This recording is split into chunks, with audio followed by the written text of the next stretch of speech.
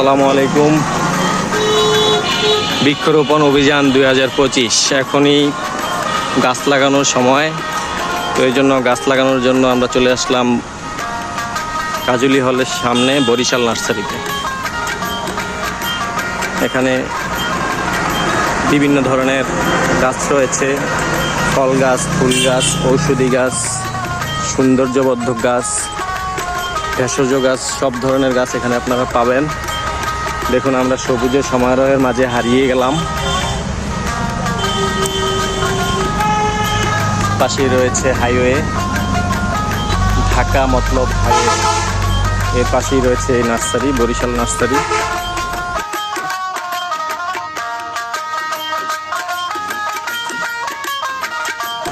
কই কাকু কই? আমড়া গাছ, এখানে রয়েছে আমড়ার চারা, পাতাবাহার গাছ।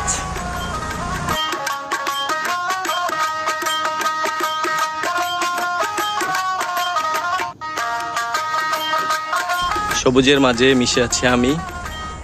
একবারে নার্সারির শেষ প্রান্তে চলে এসেছি, বিশাল এরিয়া জুড়ে।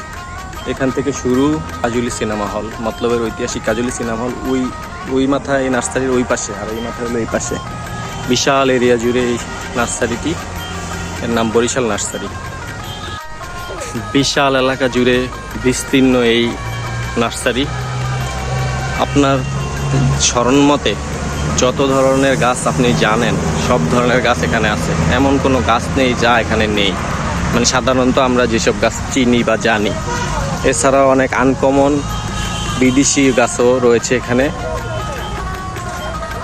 এই যে ফুল গাছ,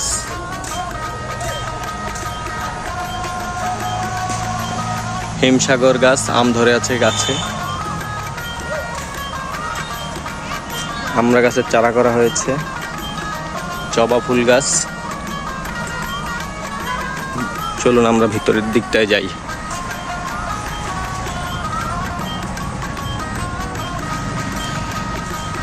আপনি যদি এই পৃথিবীকে সুন্দর করে সাজাতে চান, তাহলে বেশি বেশি গাছ লাগান। আর গাছ লাগানোর উপযুক্ত সময় এখনই, বৃষ্টির মৌসুম, এখনই গাছ লাগানোর জন্য উপযুক্ত সময়।